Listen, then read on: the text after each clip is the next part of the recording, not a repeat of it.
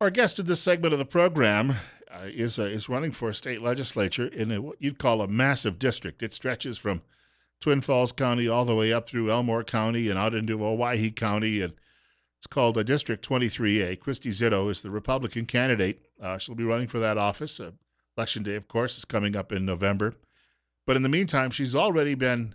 You might put it this way: sometimes even when you're running for office, it's a lot like already holding the office in the sense that people come to you when they have an issue and when they're looking for someone to address it, maybe bring some attention to it. There is a major power project that is planned for a portion of that district, and it's got a lot of people living in rural Pine, a little on the upset side about this. Now, I was just up driving in that area a couple of weeks ago, and it is pristine in many cases, and there's some concern that what's planned could have a huge impact and change not only the lifestyle there, but eventually cause some great harm to the local environment. First of all, Christy, welcome back to our program. Thank you, Bill. It's good to be with you. This is an area I would imagine Pine. You're probably talking maybe a few dozen families who actually live there year round, but summertime, of course, it's a popular area because it's great recreation and it's a people can pretty much go out there. What's the word? Commute. Our words commune with nature. There's a plan to build a dam as well as some sort of wind farm too, as well as I understand it. There's two different elements to this, right? Now, the way I understand it, when I went to the hearings at Planning and Zoning, there would be a reservoir, there would be a solar panel area, and then there would be wind turbines up there. And then their plan evidently is to generate electricity with those. And the area is pristine, and it's just beautiful. And there are families that live up there, and there are some businesses up there that are dependent on the fact that it is pristine and quiet and natural beauty. And they're really they're concerned about their livelihood. They're concerned about the beauty of the area. It's also a wildlife migration area, and there are many people up there and many people around here that are concerned about the effect that it would have on the wildlife and stuff like that. They made applications to planning and zoning, and their applications were turned down. And as you mentioned when we talked before, they will be going before the county commissioners in their meeting today. I spoke with Bud Corbus briefly yesterday, and there will not be any testimony or anything. They're just challenging the decision of the planning and zoning. This is an appeal, right? That's taking place in Elmore County Yes, today. an appeal. Mm-hmm. Now, as I understand it, one of my coworkers said, "Well, this does not involve Idaho Power or anyone like that. This is actually a contractor that would be looking to build this and then perhaps sell this energy to someone else, right?" That's the way I understand it, yes. And it's an outside company then or outside firm that's involved with this that put this proposal together, and obviously uh, they see this as being a great way to generate a lot of electricity just simply because, as you pointed out, three different sources here, lots of wind obviously in the area and lots of water, but there was a couple of people I've talked to who say that they think that if you're sucking up water and building a reservoir behind a dam, that you're going to destroy the fishing industry in the area, which is quite popular. And you may be hearing something along those lines, right? Well, you would hear that, and then also I've heard talk about that, like the noise from the turbines would carry across the reservoir and affect the whole entire ambience of the thing that way.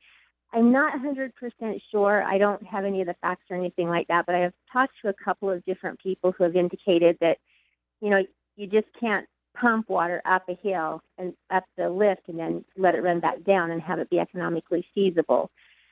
Um, the energy that they're proposed up there is what's referred to as peak load sources, meaning that they're dependent on things like weather and water and the wind and stuff like that. So they're not as reliable as your base load sources, such as coal and nuclear and natural gas. Now, there's no question that the state of Idaho needs to be more energy independent. The way I understand it, we import about 85% of our energy. And it's interesting to note that states that are exporters of energy tend to have more balanced budgets than states that import. I understand the concerns of the people up there. There will be a meeting in Pine tomorrow at 3 o'clock at the Senior Citizen Center where a lot of these concerns and stuff will be addressed. I don't want to pass judgment on it just yet. There's a lot we don't know. There are a lot of questions at planning and zoning that weren't answered, like where will they go with the electricity when they generate it and things like that. My guess that well, sorry, go ahead. Go ahead. No, you're fine. Go ahead. Well, this meeting tomorrow at 3, they've probably invited, obviously you're going as a candidate, but they've probably invited a lot of people who are either running for office or already in government, because I'm sure that if you live there, you've got questions of people uh, who are representing you or will be representing you. And number two, I would think that at least some of the people from the company would be willing to come out and speak to the locals about it. Do we know if they'll be there? I don't know who will be there for sure. When Wendy just asked me, Wendy came, she's really active in this. They have a home up there. She understands about the migration. She understands a lot about, the dam and the reservoir and the effects it will have on the reservoir and stuff like that. I believe she's the one who's put this together. And she didn't indicate to me who she had invited to be there. She just asked me if I would be willing to come up and maybe address people up there. The migration, of course, we have these turbines going up. By gosh, you can't drive up the interstate without seeing them for miles around. But there's that concern that if you have birds who are going through there, these turbines, as I understand it, not only do they smack birds and kill them, but because of the way they draw air, they literally will suck the air out of the lungs of birds and bats, and that's what kills a lot of them.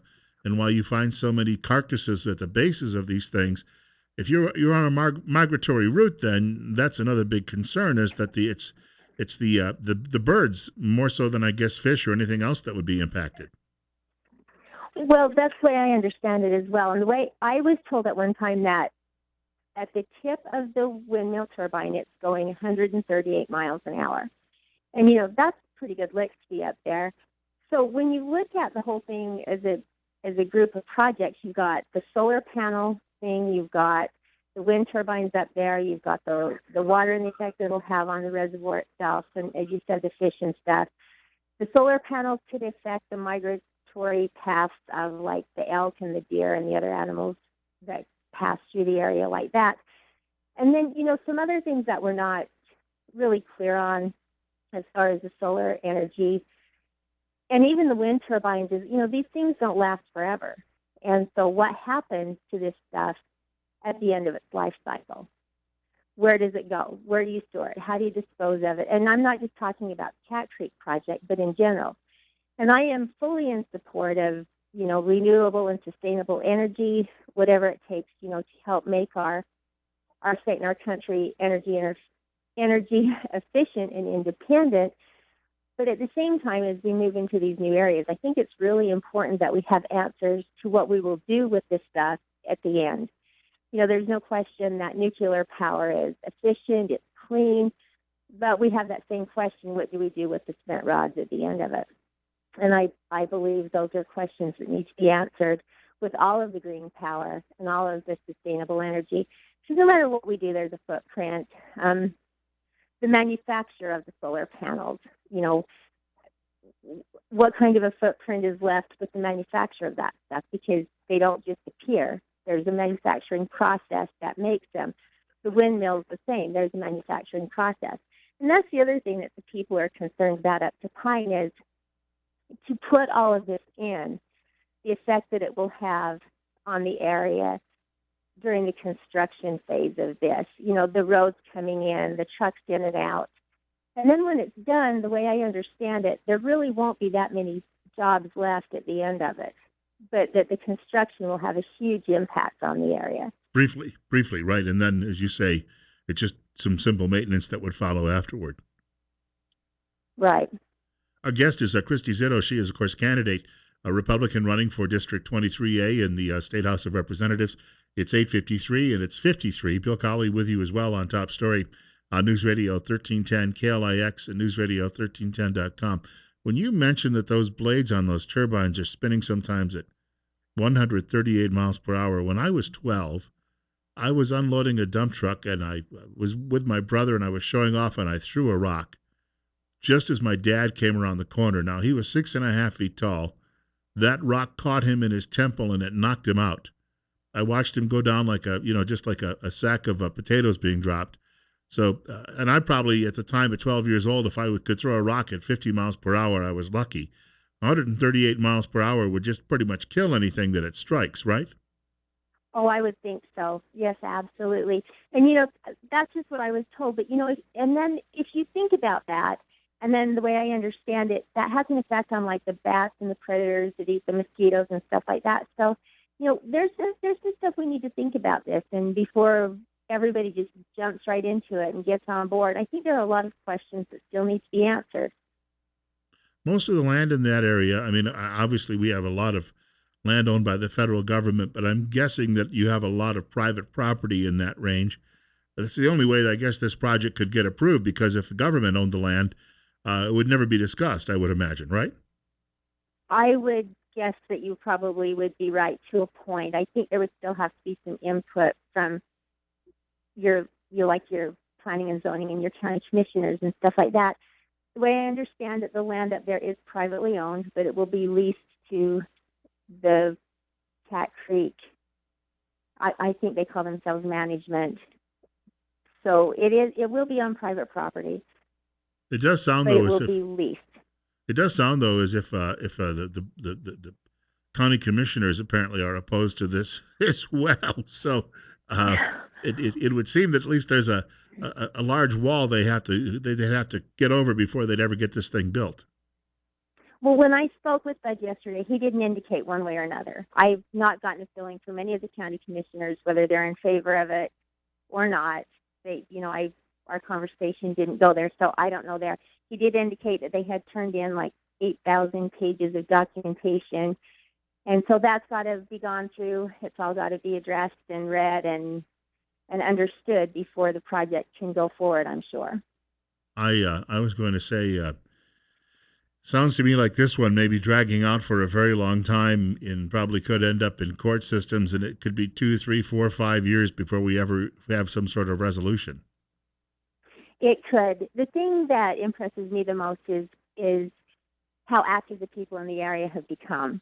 And I think that's really important. I think that's a very important thing for people to understand. Is oftentimes we just feel so helpless. We feel like there's not anything that we can do when something comes up like this that we don't want in our area, or even in our state government or our federal government. But if people will educate themselves, become knowledgeable about what's going on, find out what it is they really actually can do, instead of just having say, oh, well, my neighbor said we can't fight that because of this, or somebody told me the law said this. But really educate yourself, really know what you can do, know what your rights are, and then exercise them in a nonviolent way, so that, because that's what our government's all about, is the power of the voice of the citizen, we the people. And I'm just so impressed that the people up there are becoming so active, and they're using their voice, and they're standing up for their area and each other, and coming together to stand against something that they don't feel is beneficial for them. Before we let you go, I've got a few seconds for people who'd like to learn a little bit more. I've been reading some of the details on your Facebook page. Obviously, you're available for people there, but do you have a website up for the campaign? We have a website up. It'll probably be a lot more active after this week. We've kind of not wanted to start campaigning until about now, because everybody gets kind of tired of the campaign, especially in the presidential year, because that's all you hear. So our website will be up at ChristyZito.com, and then my email is Christy@ChristyZito.com, and then my phone number is available on my Facebook page and on that website. So if anybody, I'm available. That's the whole idea of this run, is to be available to the people that we represent, and to represent their voice and make a difference. Well, good luck tomorrow, and we'll be talking with you, I'm sure, sometime soon. Okay, are you coming up tomorrow? If I can get the car pointed in the right direction, yes. Okay, perfect. We'll be looking forward to it. Bill, thank you for your time. All right. Thank you. Christy Zito joining us this morning. News is next.